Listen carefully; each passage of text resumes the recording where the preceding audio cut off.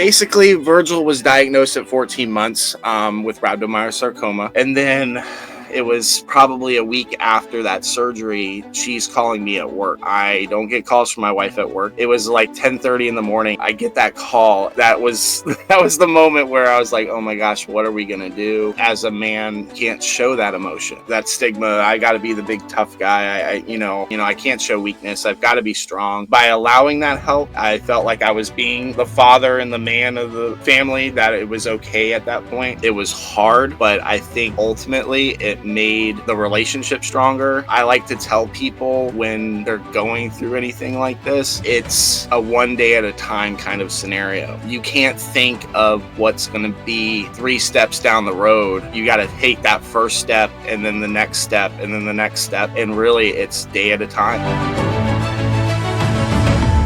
Welcome to the Here's Hope Project, where your story creates hope. I'm Sarah Jane, and I'm really excited to kind of bring you today's episode. I'm bringing on my friend Zackery, who is a cancer dad. He has a son named Virgil who was diagnosed with rhabdomyosarcoma in 2022. And in today's episode, we're going to talk about his experience as a father to a child with cancer, which isn't a perspective that we hear much about, right? And we're going to talk about the stigma that men face when it comes to mental health and sort of how he broke through that barrier to feel comfortable in being just open and vulnerable and sharing his feelings and experience. We talk about where he got support.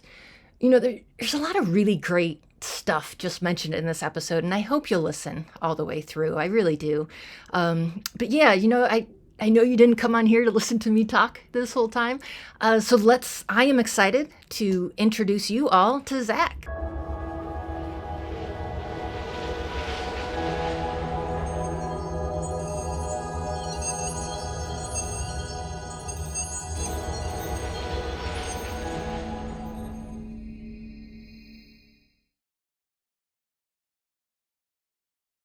All right. Hey, how are you? Well, Good. yeah, How are you? I'm good. Welcome back. Thank you. Thank you for having me. Yeah, of course. You know, you and I, just for our listeners, we did an episode last year with your wife where we talked about, the effects that having a sick child can have on your marriage. And that was such a fun episode for me. Yeah, I really enjoyed it myself. Yeah, and I think it was really good and people responded well to it. Mm-hmm. If you're listening, I really suggest checking that out. It's episode 11. You got to check that out. But, since that episode, you and I have been talking, and I just love your vulnerability and your honesty and openness. That's really kind of, I feel like, rare to see in a guy. Thank And you. yeah, and it's, especially coming from, it's not a perspective that we get that often, a father's perspective on what it's like to have a child with cancer.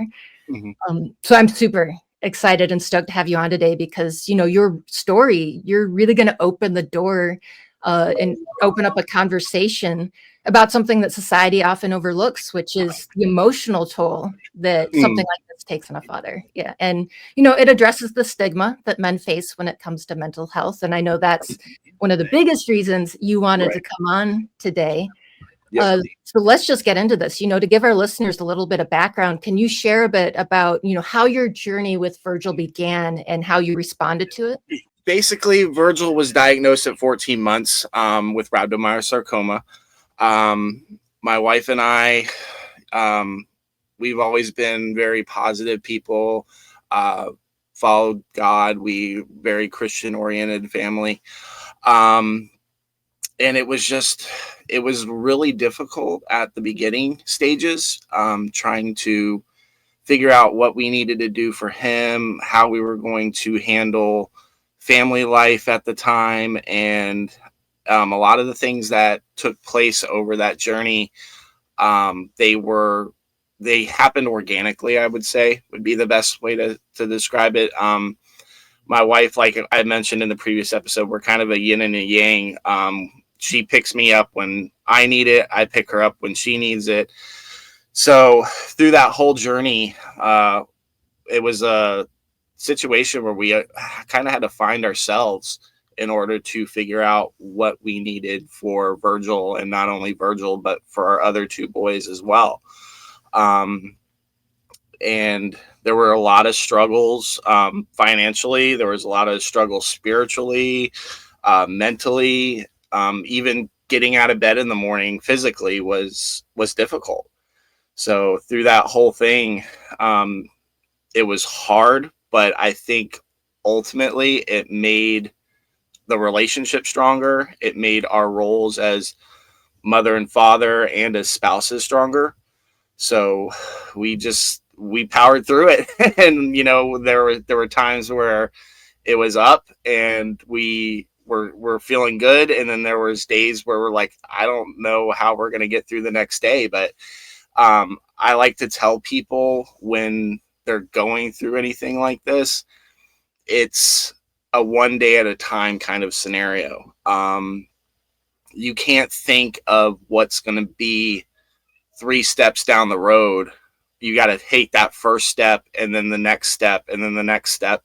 And really, it's day at a time. Yeah, it really is. I mean, otherwise it's just too overwhelming and it's too Absolutely. much to handle. And I Yeah. don't even know how you would begin to process all of that if you didn't take it even just one moment at a Yeah. time. Yeah. Um, Because even at the very beginning, you're thrown so much information about what your son's going through or what your daughter's going through, and you have to sit there and mentally process it. And they're telling you what's going to happen 3 months down the road, or giving you what the prognosis is going to be, and time and things like that. And it can be very overwhelming for somebody who, like, even like with us, we knew nothing about cancer, the cancer community, anything like that. So it was just kind of like, here's what you got, go deal with it. So yeah. In the beginning of the journey, when Virgil was diagnosed with cancer, were you just getting a new job too? I know finances, you um were moving. yeah, we were in the I was starting the process of a new job. I was working for the school district. So Amanda was already in the school district. She was already a teacher, so I was putting my foot into that same environment. So I mean, just with the journey, I mentioned again in that previous episode, like, we went and got um, a surgery done on his body. The doctor's like, oh, it's nothing. Don't ever worry about it. I've seen it a million times. Everything's great. And then it was probably a week after that surgery, she's calling me at work. And I don't get calls from my wife at work because she's a teacher. She's teaching. So it was like 10:30 in the morning, and I'm driving because my job requires me to be mobile, and I go and visit school to school. So I get that call, and that was like when everything just kind of, that was that was the moment where I was like, oh my gosh, what are we gonna do? um that that sense of dread like hits you. And the way I describe it, it's just like this feeling of heat, like it just overwhelms your body. You feel that heatness. I would, I compare it to probably like if anybody had an anxiety or panic attack. It's that feeling, and you just kind of feel like you're in this room and you can't figure out what you got to do. It was a really stressful time. And Was it it hard to was be at work during, I mean, it was all this very going hard. on? Yeah. Did you feel I guilt? I called my boss at that very moment, and I was like, I don't know what's going on, but I can't be here. I was like, I can't Mhm. focus.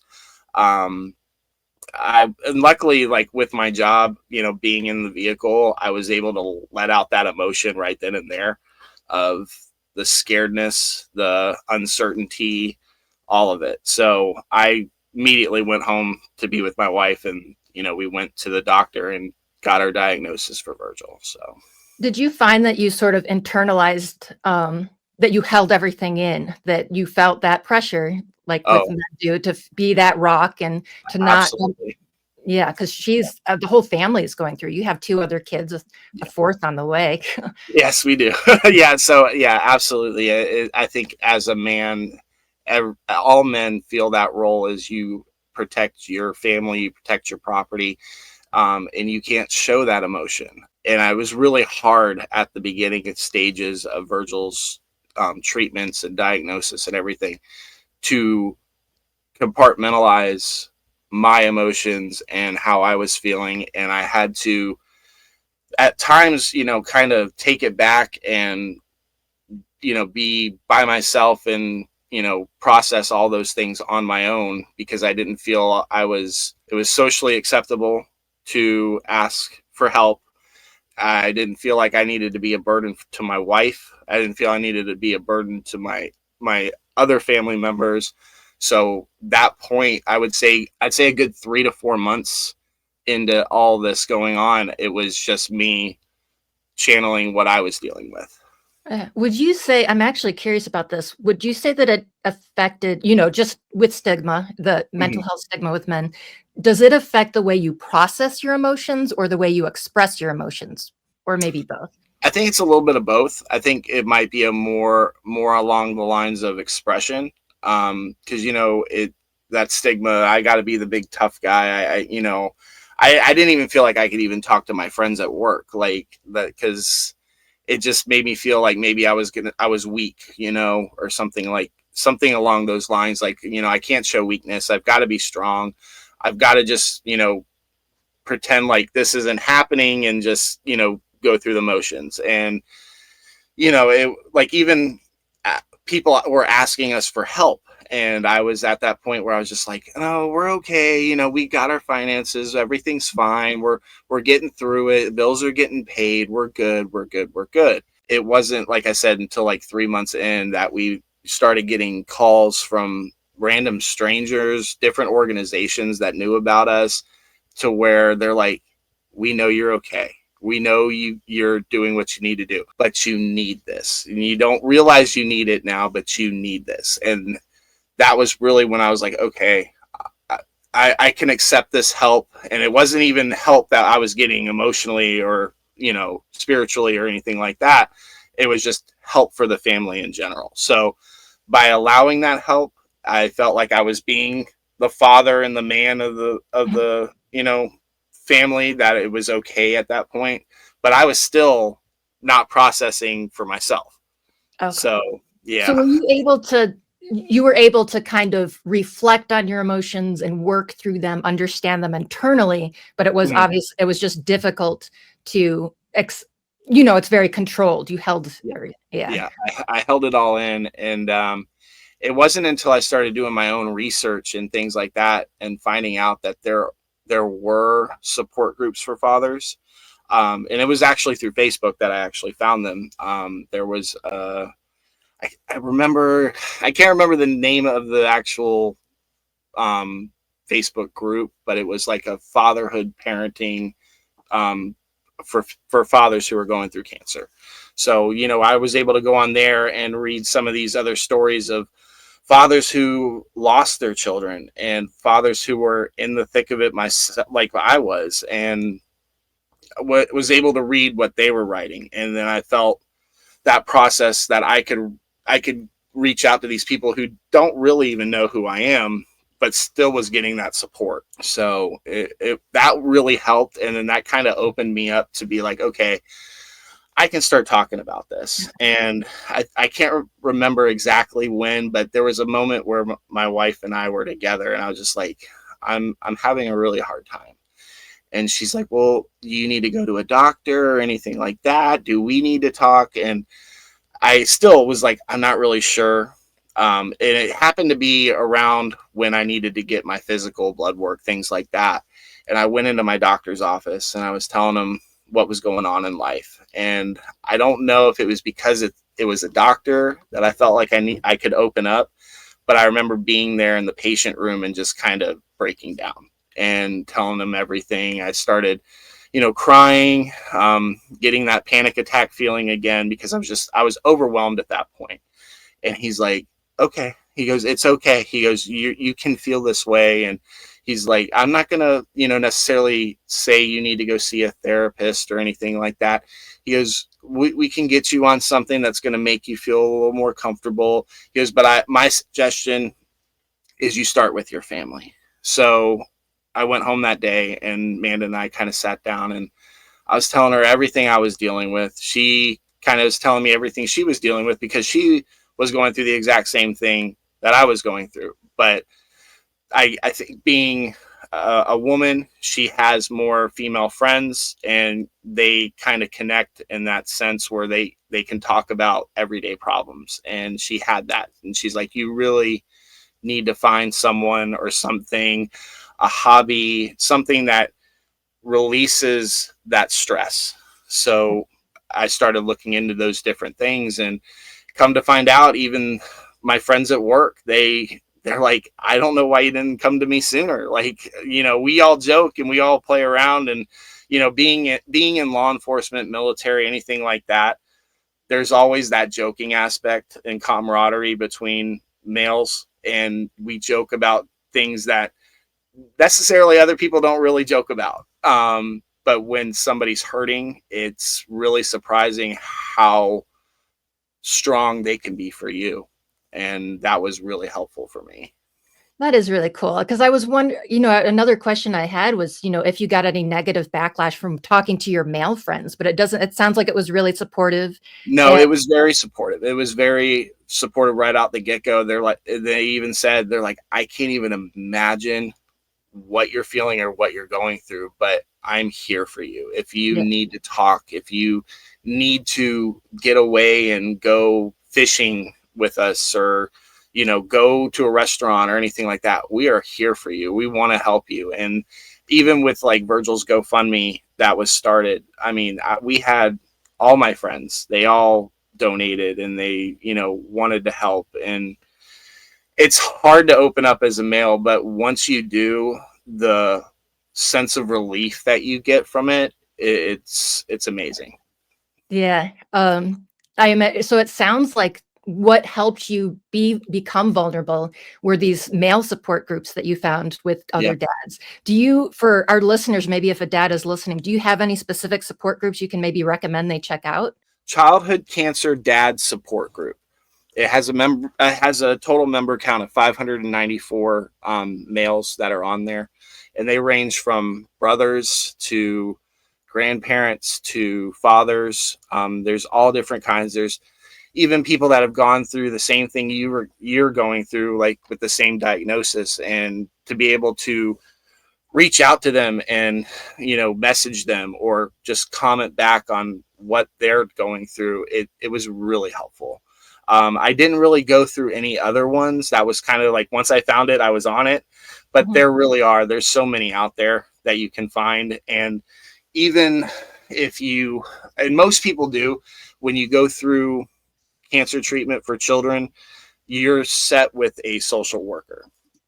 And we got our social worker, and she was phenomenal. She did anything and everything that we needed as a family, to reaching out to organizations that we didn't even know existed, and were sending us gift cards for groceries and gas and things like that.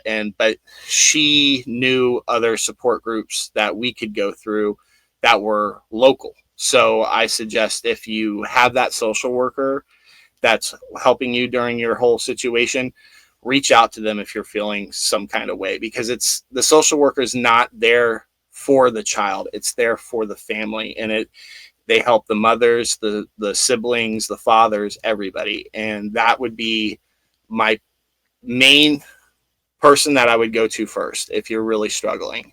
And you just, the main thing out of everything is open up to your spouse, let them know what's going on. Because it's really hard, and they are probably feeling and going through the exact same thing you're going through. And in order for you to be okay, you have to be okay and with your spouse. Did it take you a while to open up with Amanda? It did. I would say, again, a good 3 months in, it before I actually opened up about what was going on. What was it that helped? Was it the support groups that helped you feel okay Support opening? groups, and believe it or not, music.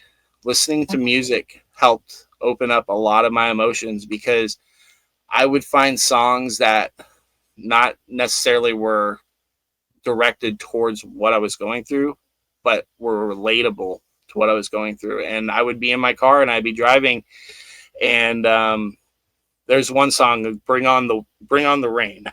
That song, I can't even listen to it now, because it just brings on emotions so so strongly for me. So like having that song, it makes me cry even to today. Even if I like it right now, if I bring it up, I get watery eyed, and I would put that song on and I would just cry. I would just let it all out. I'd cry, and then I'd put it on repeat and I'd do it again. And releasing that emotion may feel weak, but it's so therapeutic and helpful to get that cry out.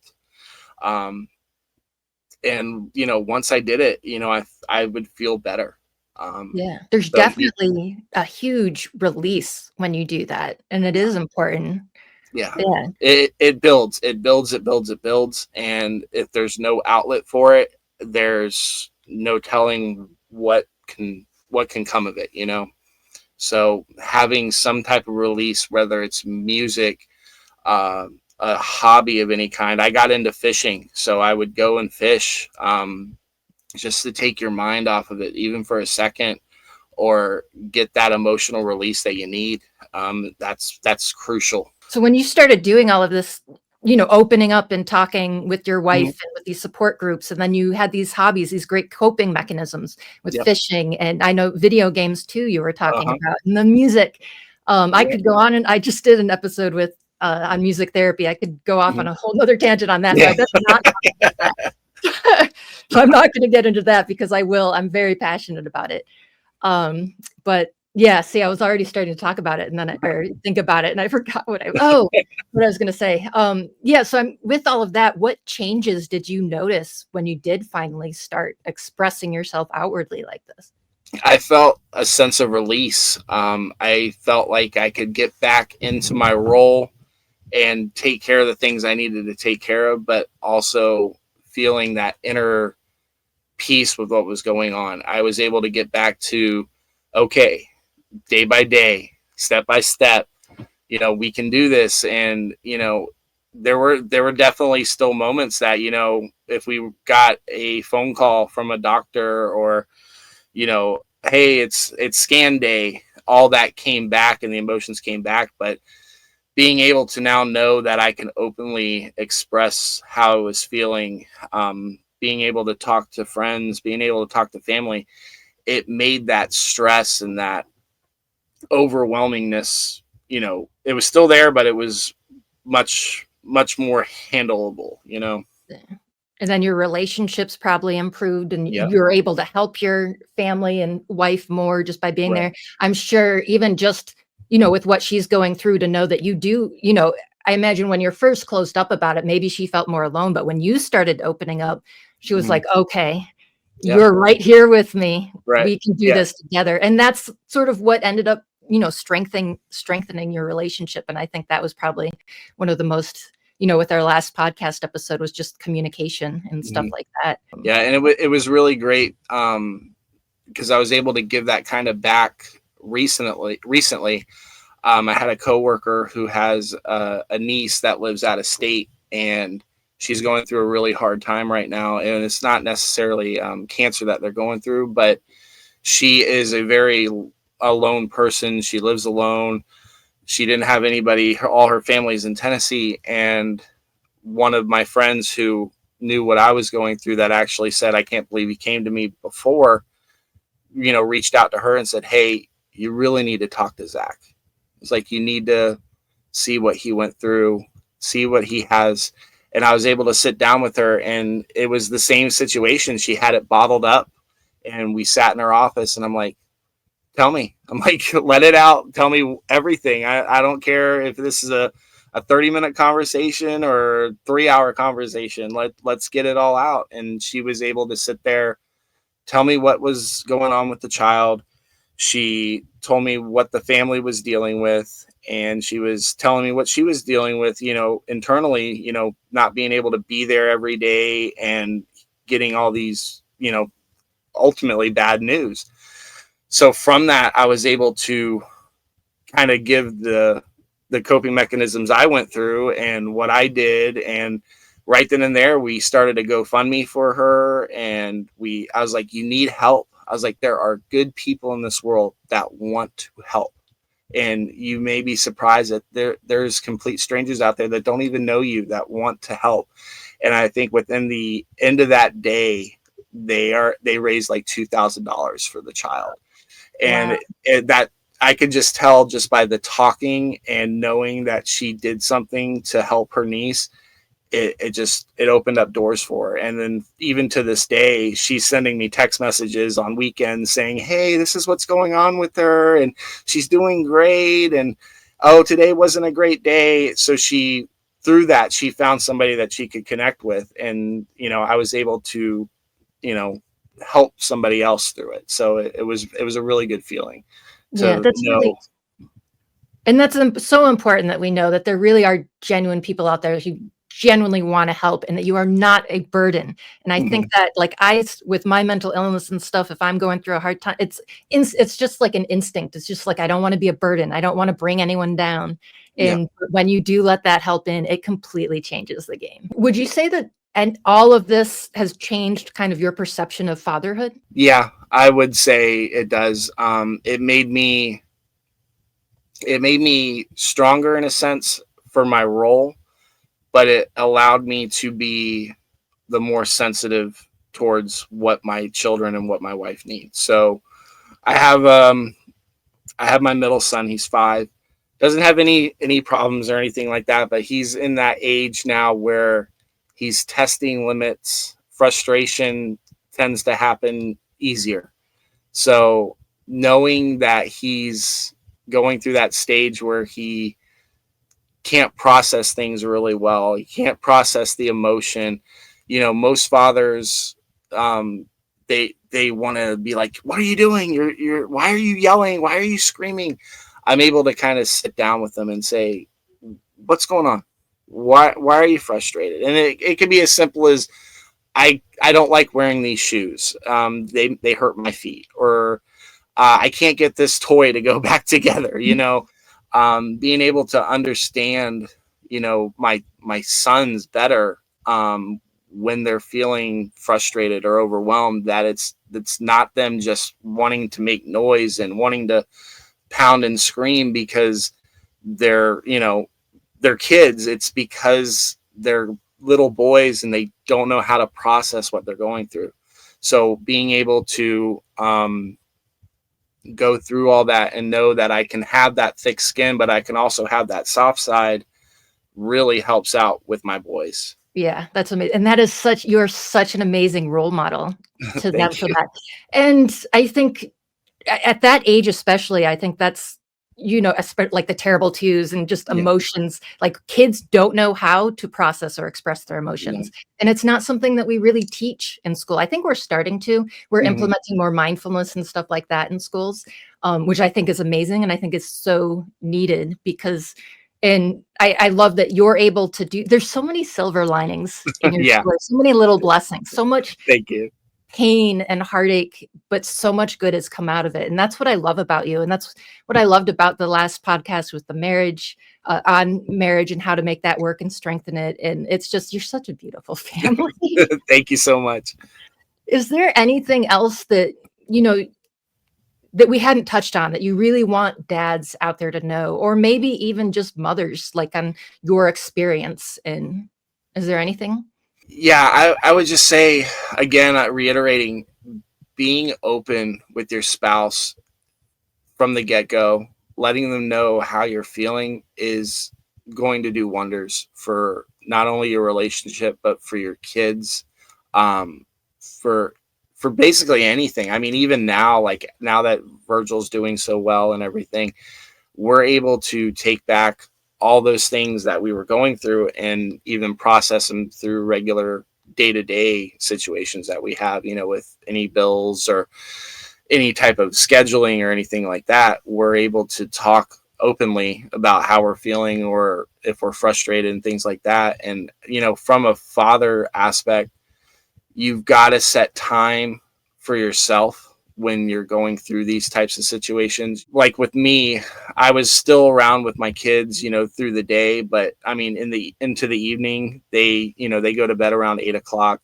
Amanda's pretty, in bed early. I would stay up, and that was my personal time. You've got to set time for yourself, whether it's sitting on the couch, reading a book, watching TV, or if you have that ability on a weekend or a weekday to go introduce yourself to a new hobby, fishing, being with friends, anything like that. It means so much for your personal well-being. And if you're not well, your family's not well. 100%. I hear that all the time. And I know one of the things I hear most about from parents, which is pretty common, is there's just no time for this kind of stuff. How did you find time? Basically, like I said, the evenings by myself was a lot of the time to myself. Amanda and I even spoke, about time. And I said, if you need time, if you need something, I've got the kids, and vice versa. So if we had a weekend where we weren't going somewhere as a family and we were at home, we would be like, hey, do you need a minute? Yeah, I need a minute. Okay, go take your minute, whether it was taking a minute at home or I just need to go out and get a coffee. Go and get one. We allowed that for each other, and we understood that, we needed it at that time. So, I mean, even so much as being able to just go to the grocery store and not have to drag the whole family along, that was helpful for her. And then me being able to just, go to the store or go take a walk, it was so helpful and so amazing. So, you have to find that time. And I know being a busy family, there isn't time, but if you have good communication with your spouse and they know what you're going through, there's abilities to make that time. Yeah. You may as a spouse have to take on more of the role at that point, but allowing that person that time to leave, breathe, think, it helps so much. Yeah. And then they'll come back a little more with more clarity and a little less stress, hopefully.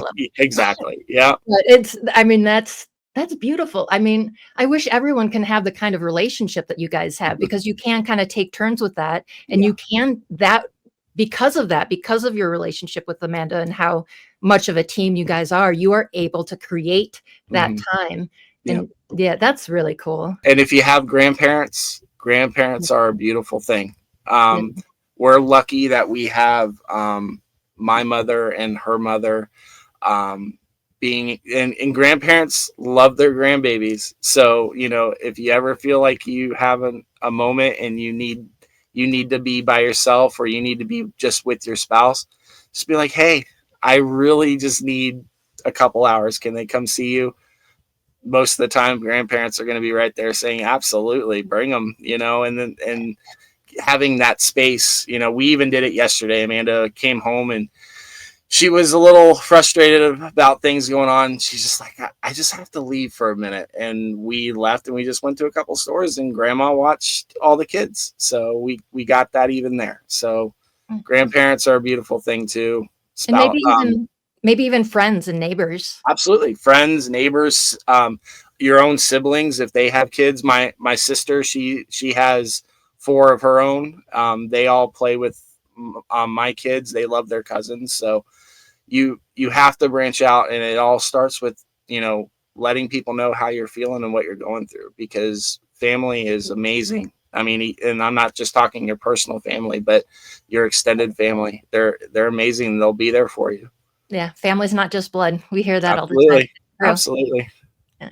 Well, listen, thank you so much for coming on. I love talking to you. And I love being here. It's great. Cool. Maybe we'll have to bring you on again for another Sounds talk. good. Just let me know. Okay. Take care.